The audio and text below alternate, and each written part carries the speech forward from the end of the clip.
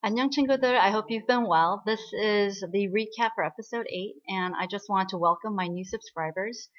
I honestly am so stunned that after the last two videos, which were like 48 minutes, 55 minutes, that I have new subscribers. I'm surprised I'm not losing subscribers, right? But in any case, thank you for subscribing. Thank you for those of you who continue to watch these videos and um, kind of listen to me, I guess, weigh in on the various episodes from The Master's Son. I will tell you though, I think for me the fall semester has already started and I am trying to be really good with time. So I just got done recapping Goo Family Book episode 19 and 20, and I'm going to just lump them into twos.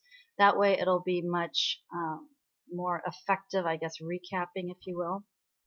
And then with The Master's Son, my hope is that this the eighth episode, I'll do on its own. And then episode 9 and 10, which I loved, I will be linking together in one video recap. And I'll try to make, I think I alluded to this before in a previous video, but I'm going to try to make Fridays my filming days because Friday is a day that I actually don't have work in the morning or afternoon and so. But I think that's it. So thanks for joining me on this Master's Son adventure. For those of you who are coming to this channel from my blog, hi, welcome. We're having so much fun over there. And for those of you who only know me through YouTube, you may want to swing on over to the blog, take a look, especially for those of you who like to fangirl. We are having quite a bit of time gushing and, gooing over Jujun. But anyway, let's go ahead and get started. Episode 8 starts off with, it resumes with Taegong-sil, kind of touching Ju Jung-won's hand and saying, 사장님, it doesn't affect you when I touch you like this, right? And then Jung-won, I love his thing. He takes her hand, puts it on his heart so that she can feel, his heart pounding. And he says, I'm not made of marble like you seem to think I am. Of course I feel, of course I have a reaction to this. And then she's like, oh, really? And he's like, yeah, I didn't want to say anything, but I've always kind of felt this anytime you touched me, right? But I didn't want, since you looked unaffected, I didn't want to mention anything so that I end up looking like the weirdo, right? But he's like, now that you seem to be exhibiting normal reactions to, the physical touch, can I just ask that you touch me, a little bit, with caution, right? And so he tells her that he says, just hold my hand, and that is, oh, people will think when they see us holding hands like that they're close, they're just close, right? But he's like, but when you touch me like here or here, he's like, then people start wondering what the heck are they doing, right? And so he gives her this kind of caution, and then she's like, okay, and then she tells him, for a while, and then she kind of fingers her heart. She says, for a while, I've been sensing something odd on my radar, right? So Jung-won thinks, of course, that's another ghost. And he's like, here, take my hand, right? And she's like, and she kind of pushes his hand away, which surprises him. But we've actually seen her start to push his hand away. I mean, we certainly saw her avoiding his touch in episode 6 and in episode 9, actually, for those of you who've already seen it. I love how she's really starting to not welcome his touch all the time. I just think it's so cute, this transformation that's happening in their relationship. But anyway, so she refuses his hand. She's like, it's okay, I'll deal with it, right? And then he's like, why are you? And then I love that spark of jealousy because he says, why? Is it because you're afraid that Kang Satang will get the wrong idea? And she's like, no, because he had offered her a ride home. And she's like, no, it's okay. I'm going to walk. And, her thing is she wants to walk so she can clear her head. And then he said, is it because you think Kang Satang or Candy Kang is going to, I don't want to call him Candy Kang or else you guys confuse him with, this candy. But anyway, so he says, he asks, is it because you're afraid that Kang Satang will get the wrong idea, right? And Gongshi says, no, I'm just being cautious overall, right? And so Chungwon doesn't buy it, and he grabs her hand, and he's like, look, if we run into him, I'll just explain to him that we're close, okay? And he's like, come on. And then he drags her, right? And as he's dragging her away, he doesn't notice that her other hand is like clutching her heart, kind of like saying, calm down, calm down. And he's just kind of gesticulating into the air. Do you know what an advantage it is to have a boss as a friend? He won't, Kang Sapang won't be able to treat you lightly and things like that, right? So just incredibly cute. Obviously, he doesn't quite get her world as much, right? So he drops her off at home. Kangwoo actually sees that because he was taking care of, I guess, sorting through his feelings, and the Gongshil and Tulli doll that he had purchased, he took it out to the recycling bin to just throw away. And it was because he had this conversation with Chungwon's dad, and Chungwon's dad shows some concern over, Kangwoo's feelings for Gongshil. He says, hey, you know what? Don't try to pretend that you're okay if you're not, because if your heart is not truthful, then you're going to get the answer through pain, right? Your pain will be your answer, right? So Kangwoo takes the two dolls. He's like, don't worry, sir, I'll sort through it. I'll go back to doing my mission properly. It does look like Taebongshil is somehow related, right? Well, what I found interesting is the fact that the 사장님 or the 회장님, Jungwon's dad has no problems being a father figure mentor to Kangwoo, but he's not like that at all with Jungwon. And so I have to wonder if Jungwon, if it's just that classic, father, son kind of tension, or whether there's actually some justification for this rift between the two, because I don't think there's any indication that they've ever really been close. And so I'm thinking, is it because the father never really loved Jungwon's mother and it was just kind of a family, loveless, like arranged marriage or what have you? I don't know. But it just makes me sad to think that Jungwon's dad is such a great father figure to Kangwoo, but he can't be like that to Jungwon, right? But anyway, so Kangwoo's throwing Tulli and Gongshil into the recycling bin when Jungwon pulls up, right? And then Gongshil gets out of the car. Hey, Bentley. Gongshil gets out of the car, and Jungwon says, "Hey, you had mentioned that thing about the radar. Are you sure you don't need my help?" And then Gongshil says, "No, it's something I can handle. It's not something scary. It just needs to be rebuked," meaning her, right? And then as Jungwon leaves, she goes like this. She's like, "Remember, you're not Candy, you're radar." She's like, "Remember that." And then she goes up to her bed, and it's hilarious because there's this really cute scene where she's talking to her Gongshil cat, right? The cat that's supposed to represent her. And she says to the cat, she's like, pay attention, okay? You cannot lose your 방공, right? You can't lose your safe haven. She's like, and then she touches the little cat, and she's like, Gongshil, do you know that like touching someone like this, that's sexual harassment? Don't do it, right?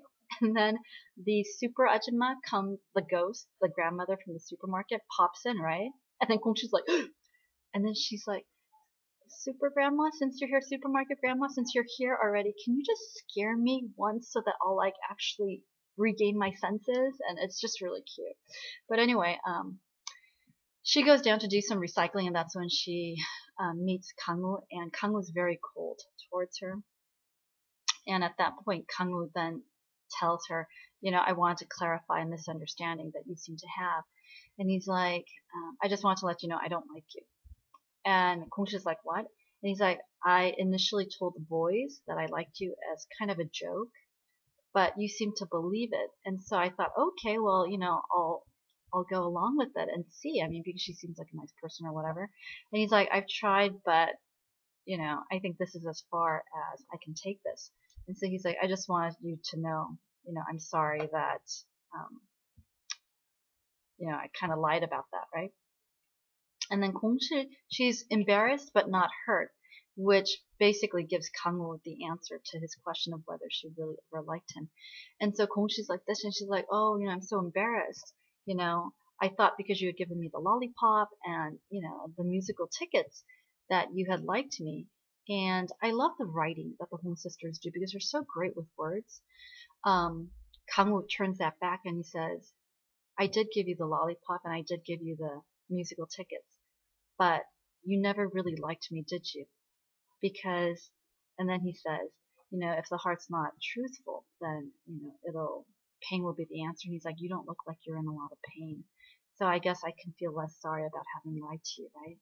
And it's just this very kind of awkward but very sad moment because Kongshil obviously is embarrassed, but Kangwoo is just aching because he knows that Kongshil just never really liked him. Maybe she was just flattered by the idea that someone liked her. Anyway, so Kangwoo takes off running, and as he runs, he stops in mid-run, and you see him kind of touching his chest, remembering the words, right?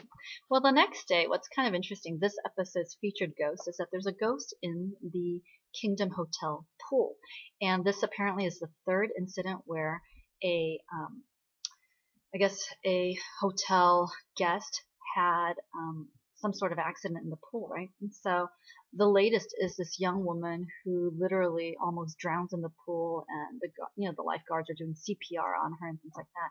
So the next morning, Chungwon and the VP, they're discussing this whole incident, and Chungwon, there's always comedy when these two are together, right? And in this one, they're kind of fighting over Chungwon's golden telescope and things like that. But I really love their relationship because they're not friends, certainly, and they're not rivals, really, but there's always this, like, tension, and they're kind of, like, at each other, right? And it makes for a very fun viewing. But anyway, Chungwon finds out exactly what's been going on with the swimming pool, and then he decides, because the VP says, oh, well, it's in the peak of, it's the summer season, we need to sort this out so that people don't end up going over to Giant Hotel, right? And of course that riles up Chungwon, and Chungwon says, maybe I should, sweep the pool with my radar, right? So the next thing you know is he goes to see Kongshil, right? And he's like, how are you, my $10 billion, 10 billion won radar? And then Kongshil turns around and she's got huge panda eyes. And Chungwon kind of does a double take, and he then says, whoa, did you not sleep well last night? And then Kongshil tells him, the supermarket grandma came to visit and she wouldn't let me go. She kept harassing me, right? And she's like, 사장님, do I look sick? And Chungwon says, well, you always look sick, but today your bags look like they're about to hit the ground and bury, And then he says, you look like a zombie. And you can hear Kongshil muttering under her breath, like he's ever seen a real zombie before, right? But anyway, Chungwon then says, you told me once you saw a water ghost, right? And at that mention of a water ghost, Kongshil just kind of freezes, and then she kind of clutches some boxes, and she tells him the story of how she and her sister at one point had gone to the Han River, and she had met a water ghost there, and the water ghost had tried to pull her into the river, in essence, to drown her, right? And then Kongshil's like, no, I hate water ghosts. I'm so scared. I'd never want to see a water ghost ever again. So Chungwon offers her his hand and says, I'll go with you here. Take my hand, right? And she looks at the hand, and then she turns away. And this is the second time, or maybe it's the third time, that we see her refusing his hand, right? And she's like, no, your hand, it won't help. She's like, I hate water ghosts. And we now know why exactly she hates it. Well, Chungwon then comes up with this plan because he feels bad, since he's the safe, haven for her, of sending her to go seek out a ghost that she is deadly afraid of, right? So he tries to sweeten the deal by giving her these all expense paid hotel vouchers to Kingdom Hotel, right? And so Kongshil's like really happy, and she's telling the secretary Kim, oh, 사장님 is such a great guy, because he must have been concerned because she had bags under her eyes and all of this stuff, right? And I really am appreciating her relationship with Secretary Kim, because I feel like Secretary Kim is like this little matchmaker who's trying to tie her and, Chungwon together, right? Whereas Kongshil's older sister is trying to get Kongshil and Kangwoo together, right? But anyway, so Kongshil's excited to be able to go on this all expense paid hotel trip. There are a few tickets left that she could take her friends as well, right? So she decides that she's gonna have her sister come with her, and then she said, oh, sis, if you want, you can ask some of your friends, right? So the sister, without Kongshil knowing, plans on asking Kangwoo and Hanju, Lee Hanju, the chatty security guy. So Kongshil ends up going first because she has the day off, and as she waits for her sister, she's kind of surveying the hotel, and she gets a phone call, and it's Chungwon, and she's like, "Oh, 사장님, what's up?" And he says, "Are you there?" And he asks, and she's like, "Yeah, it's really nice." And she's like, "Maybe it's the hotel. It's so big, but I don't see any ghosts, right?" And she's like, "I'm not scared." And then he's like, "I hope not." And he's like, "I spent a lot of money on that hotel." And he's like, "Hey, that picture right next to you, that's really expensive too." And so Kongshi looks at the picture and she's like, "Oh, it looks expensive." And she's like, "Hey, how do you know I'm, where I am?" And he's like, "It's because I'm right behind you." And then she turns around and Chungwon very smugly has the phone in his hand, talking with her and watching her this whole time, right? Anyway, so he basically wines and dines her at this hotel. And Kongshil is trying not to allow those things to affect her thinking, right? She doesn't want to think that she's become like Pretty Woman in, Richard Gere and Julia Roberts' Pretty Woman thing, right? And so she tries to keep telling herself, "Oh, this is very unusual," and trying to keep a sane, level head about it. But then she overhears some of the employees talking about how Chungwon, you know, looks like he has a girlfriend because he's planning this huge event, fireworks event, and the pool has been completely closed. So it's just going to be, Chungwon and a mystery woman and all of this stuff, right? And, they're like, "Oh, that woman is so lucky," and things like that. And Kongshil overhears this and she's thinking, "Wow, 사장님 is buying me dinner, anything that I want." And she's like, "I wonder if I'm that person he's going to be going to the pool with," right? And she completely forgets, of course, about the pool ghost and things like that. So Jungwon says, "Hey," after dinner, he says, "In about 2 hours, meet me by the pool." And so she starts thinking, am I the person, right? Well, she's in her hotel room kind of resting, and then the concierge brings this huge box. And when she opens it, it's this incredibly beautiful silk dress with shoes and everything. And then she starts daydreaming. And I love the song in the daydream. I know that when I did the upload for video, episode 6 video recap, one of the viewers had left a comment. I can't remember the viewer's name. I haven't looked at that video in a while, but had left a comment about, "Hey, do you know the title of the song that was playing when Kongshil and Kangwoo were, when Kongshil supposedly in her daydream had told Kangwoo about the ghost, right?" I've now figured out that song.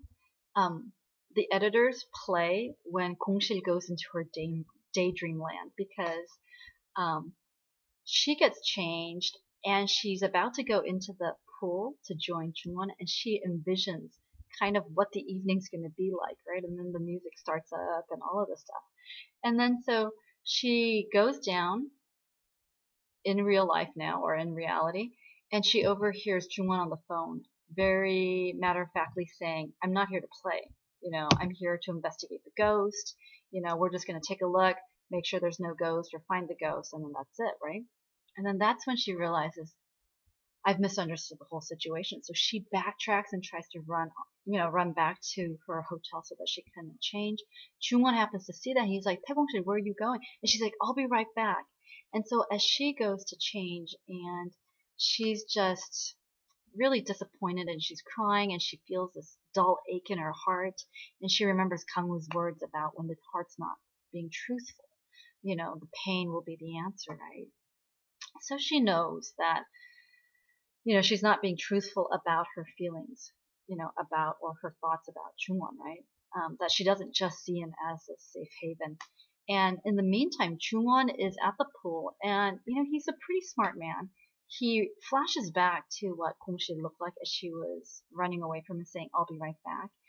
And he realizes that she may have misunderstood the situation. So he goes out, and then of course the head concierge says, "Sir, is there anything else you need, like champagne or flowers?" And then that's when Jungwon finally realizes his hotel staff completely misunderstand. And that means that Kongshil probably misunderstood as well. And so he meets up with her as she is walking back down through the hotel lobby back in her t-shirt, York Sunny. I love the t-shirts and clothes that she has to wear because in episode 10, she's wearing this thing that says loser. It's hilarious. But anyway, so she comes down, and then you see her overhearing two very catty hotel employees saying, "Oh, I guess she got dumped. She probably thought she was being rude and wined and dined, but it turned out he was only doing that to dump her, right?" And so Kongshi is just very dejectedly walking back towards the pool, and Jungwon meets her there in the lobby, and he looks at her and he's like, "You changed. You were pretty. Why did you change?" And then, she very quietly says, "I thought that these clothes would be more appropriate and comfortable for the job." And then Jungwon very perceptively, and I really loved episode 8. Initially, I didn't, and let me explain why. Because I know some of my blog readers were like, "Why did you not like episode 8?" I really had so much hope for episode 8 because of the preview.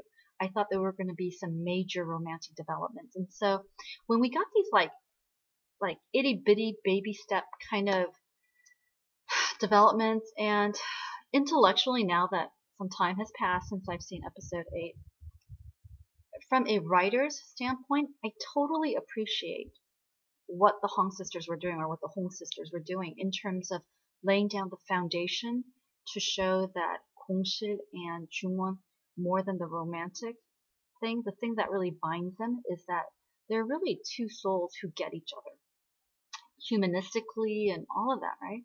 So I get the fact that they're honest, they understand each other, they're vulnerable with each other, and all of this stuff. But I was just initially disappointed because I wanted more romance, and that dratted little preview to episode 8 suggested there was going to be a lot more romantic development than we actually got in episode 8. So anyway, that was really the reason why I was initially disappointed.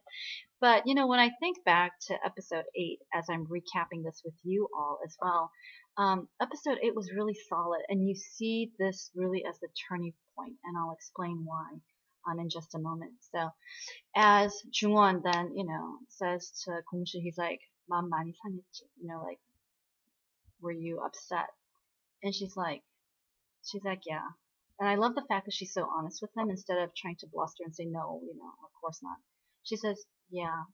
She's like, "Think about it, sir. When you dine, when you buy a woman a dinner, an extravagant dinner like that, and then you buy her a beautiful, dress and shoes, and then you close down the pool, for an event and things like that, it's natural that I would then be candy, you know." And she's like, "Why did you do it? Why didn't you just tell me that you needed my radar services?" And then Chungwon tells her, "How could I when I'm supposed to be your safe haven? But I'm asking you to do something that deadly, that freaks you out, so that you're not even comforted by my hand, right?" And at that explanation, she's, her upset is gone, and she's like, "Oh, when you put it that way, I don't feel as bad anymore." She's like, "You should have just told me." And then so she's like, "Let's go catch that water ghost," right? And then Chungwon grabs her hand and he links her arms through his, and she's like, "Boss, what are you doing? There are eyes around, right?" And he's like, "I don't care about those eyes. What I care about is how you feel with those eyes around you." And she's like, "It's okay." And then she looks, and then she realizes all these employees are watching them, right? And he's like, "Look, if you're okay, you can take my hand away, but I thought that I would help you, so that you can, I guess, save face in the midst of all these, the scrutiny of all these eyes, which could be," he says, "these people are scarier than ghosts, some of them, right?" Which can be true. And then Kongshi looks around and she's like, "It looks like they're expecting to see a dumped candy." And she's like, "I don't want to fulfill their expectations." And she's like, "Let's go." And so it's just this really cute moment. Anyway, they go to the pool and they look and they're waiting, obviously, and they don't see anything, right? So Chungwon finally tells her, "Hey, look, Kongshi wants to just, because time's wasting. She's like, you know what? I'm just gonna go in and we'll see. Okay. And she's like, if I can't come out, you'll come and fetch me, right? And then at that point, Chungwon's like, you know what? Just let's forget it. Okay. I'll drain the pool so that the ghost won't be there, and then we'll refill it, and that'll be the end of it, right? He's like, just go upstairs to your room, enjoy the fireworks show, and then just think of this as a nice vacation. And so he leaves, but then as Gongshi is about to follow him, she notices something in the water, and then she edges closer and closer and closer, and then before she knows it, the ghost is about to like come and literally pull her into the pool. Thank goodness Jungwon notices she didn't follow. He comes back and he touches her and pulls her back from the pool just in the nick of time, because the ghost poofs just as it like it makes contact with her, right? And then that's when she tells him, sir, there is something actually there. And then they go and follow the ghost. Well, while that's happening, Iryong is so cute because she is now chasing after Kangwoo, and Kangwoo asks her for some information about Gongshi that he can't find through official means. He asks her for information from friends and things like that, and so she does. And she follows him then, right? And it's so cute because she tries to like arrange it so that they can have dinner or lunch together. And each time Kangwoo's like, no, and he takes off. And this time though, she decides to follow him to the subway. And there's this like little subway moment because the fans are two just kind of random passengers kind of talk smack about her and saying, oh, Tae-dong, Tae-dong, I can't even say her name right now. Tae-dong is really, she's aging. She can't even sing that well, and I don't know why. She's like so much worse than IU. IU's so much better, and all this stuff, right? And so Kangwoo, out of consideration for Lee-dong, says, let's get off on the next stop. But I love Lee-dong's personality because instead of running away, she pulls back the hood. She gets up and she says, hello everyone, I am Tae-young, nice to meet you. And then she really just kind of confronts the problem head on. And I love that about her. Well, what happens though is Kangwoo takes her out of the now crowded subway. And Lee-dong then says, I've made up my mind. I'm going to date you. You're going to be my boyfriend. And he's like, what? Are you crazy? He's like, you're a torai, aren't you? And she's like, that's fine. And she's like, you're going to be my boyfriend. He's like, no. And then he walks away, and then she stamps her feet. And then at that point, people in the subway station realize it's her, and then they start crowding around her, right? And you see her face, that fear of being crowded by strangers and not knowing, if she's going to be safe. Her face completely changes, and basically what Gongshi experiences with the ghost, you see that with Lee-dong, right? But anyway, thankfully, very much like the bodyguard that he is, Kangwoo comes in, takes her, and there's this really cute scene of Lee-dong and Kangwoo running from the crowd in slow motion, right? Well, Gongshi follows the ghost, and it's really cute because Jungwon follows too, and it's hilarious because she's like, where, and only she can see and things like that. But anyway, they follow this ghost up to one of the most expensive, exclusive suites that the hotel has, and then they later find out that the ghost is actually the ghost of a woman who had won one of the hotel gift packages, like I guess from a sweepstakes or something like that. And the head concierge remembers that he remembers her because she had been so incredibly happy during her whole entire stay there, right? And so they think she's a ghost. But the concierge tells them, oh no, she didn't die. She's at the hospital from what I hear. And then that's when they realize that the reason why the woman, the ghost, was acting so much like a regular person, just enjoying the hotel and things like that, was the fact that she hadn't died. Her body was in a comatose state. And so she was reliving one of the best memories of her life, which was at that hotel. And so Gongshi is finally able to get this woman to agree to return to her body by reminding, and this is Jungwon's suggestion, he's like, hey, ask her about her daughter that oh, excuse me. He says, ask her about her daughter because we know that she has a daughter, right? And then when Gongshi says, 지연이 어머니, 학생 지연이 어머니, that's when Kongshi realizes, oh, this is the way to get to her, right? And so the mom ghost decides to return to the body, but she wants to prolong her return just a little bit so that she can take in the fireworks show, which she then does. And it's so cute because the ghost all of a sudden gets decked out in this nice gown. And then Kongshi reports to Chungwon. She's like, the ghost must be really excited because she's like changed into a gown. And then Chungwon says, well, you don't want to, lose face, right? You should get gussied up too and go with her, right? Let's go down. And so he tells her to go change. She changes now into the outfit that he had purchased for her. And then as Kongshi is like, Ajima, Ajima, hold on. I love how Chungwon is able to protect her because he catches hold of her hand and he says, remember, there are eyes about. And Kongshi looks around and she realizes the hotel staff are looking at her a little bit funny, right? And he's like, pretend that you're talking with me. And then he gives her his arm, and then arm in arm they go down, looking very much like the happy couple, on enjoying their evening, right? So they're at the pool, they're taking in the pool scene, and I think honestly the one thing that stands out in my mind about episode 8 is the fact that this really, for me, was the turning point.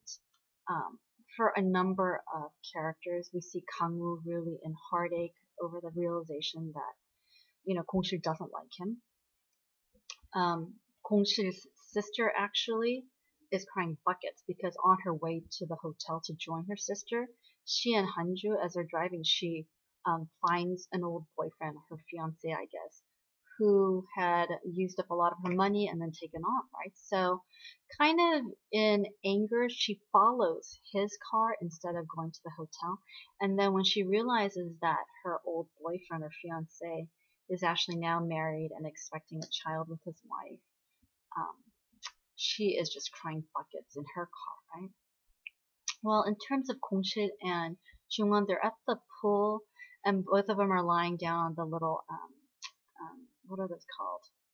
Deck chairs or poolside deck chairs or whatnot. And you see the ghost just looking in just complete, you know, she's just so captivated by the fireworks, right? And she then, in voiceover, says, I feel like I've dreamed, I'm waking up from a Midsummer Night's Dream, but it's time for me to go home. Because she said this was such a beautiful dream, right?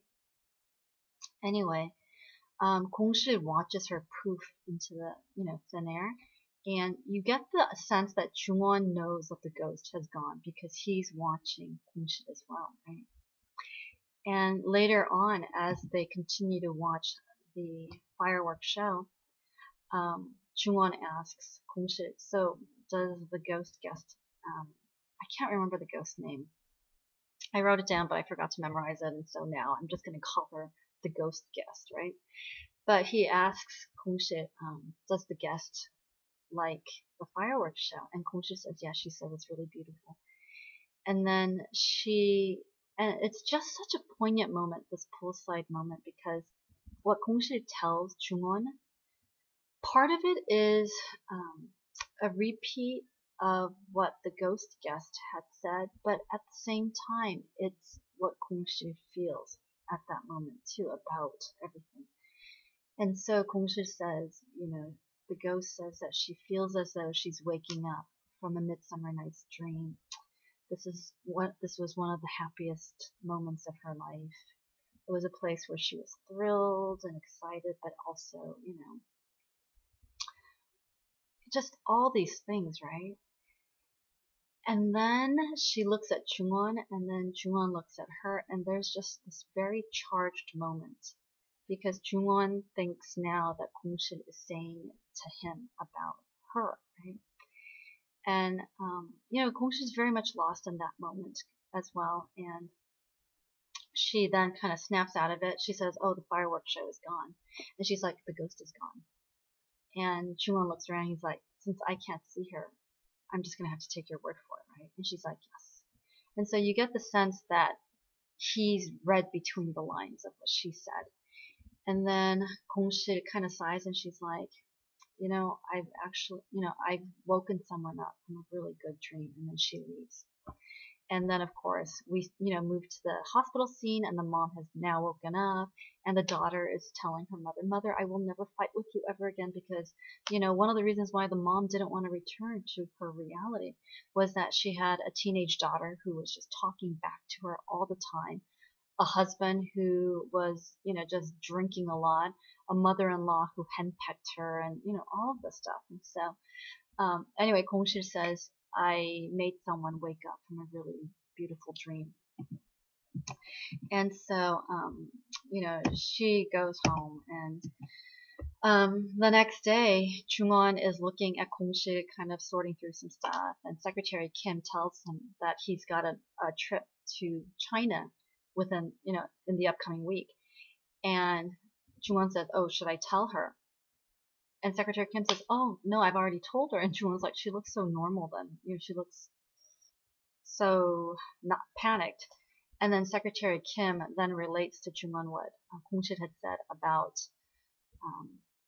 waking up and, just realizing that she can't live in a dream and all of those things, right? That she has to be able to face her reality and such. And so at that point, even though I was like, Chungwon, those were Kongshit's words at the pool as well. Chungwon then assumes that the words that Kongshit had said at the pool were actually just words from the ghost. And so he's like, and here I was worried because I thought that they were her words, right? And so this whole episode, and this is what I think the Hong sisters do really well. There's so much in between the lines. So when they're talking about certain things, surface level, they're saying one thing, but, underneath, they're, meaning completely different things as well. And so that's the beauty, but that's also the frustration of their dialogue and such. But anyway, so he then, Secretary Kim then says, oh, and Kongshi also said, Taeyang also said, that when the heart's not truthful, the pain, pain is the answer, right? And then at that point, he asks, who said that? And he's like, I've heard that saying, often before, and it turns out that Hiju used to tell that to him, right? Well, what's interesting is Kangwoo learns that actually Kongshi heard that from Kangwoo. So Chungwon learns from Kongshi when he confronts her, where did you hear that? Did you hear it from Hiju? Kongshi says, no, I heard it from Kangwoo, because Kangwoo said that someone he, reveres had said that to him, right? And so Chungwon then confronts Kangwoo, and that's when he realizes his father has sent Kangwoo to kind of spy around people around him. And then we also get a deeper insight into the conflict between Chungwon and his father. So his father thinks that Chungwon saw, one of the kidnappers' faces. Chungwon refuses to acknowledge that. And then Chungwon, on his part, thinks that his father is part of, hadn't paid the ransom. So he says, Father, did you really pay my ransom? And of course the necklace is no longer there for them to verify her, And then the father's like, do you really think I didn't? And he's like, then why else would you be so interested in seeing if I knew the face of my kidnappers or whatever, right? And so both, the teenage Chungwon and the father, they both end that tense conversation by saying, think what you will, right? Both of them, right? And then Chungwon tells in present day to Kangwoo, he says, tell your boss, or tell my father, okay, that I hope to not find that necklace in his possession. Tell him that I am looking hard for it, and I hope to find it, and all of this stuff, right? And, on some level, I think it's very heartbreaking to realize that the father, who's never showed really any interest in Chungwon other than probably for business purposes, is such a great mentor and so affectionate with Kangwoo. I mean, we see that with all the words of wisdom that he gives to Kangwoo and things like that, right? So anyway, while he has this confrontation with Kangwoo, Kongshit had gone into his office, and at that point she had seen Hiju, right? And when she sees Hiju, that's when she realizes why Chungwon calls her an upperman. So she sinks to the floor right by his desk, and that's how Chungwon finds her. And so he says, what's wrong? And she's like, I just talked with Hiju. And he says, And she's like, she told me why she was left in there, right? And then Chungwon says to her, since you can see her, I figured it was only time before you realized, right? Why? And then he asks, did she tell you,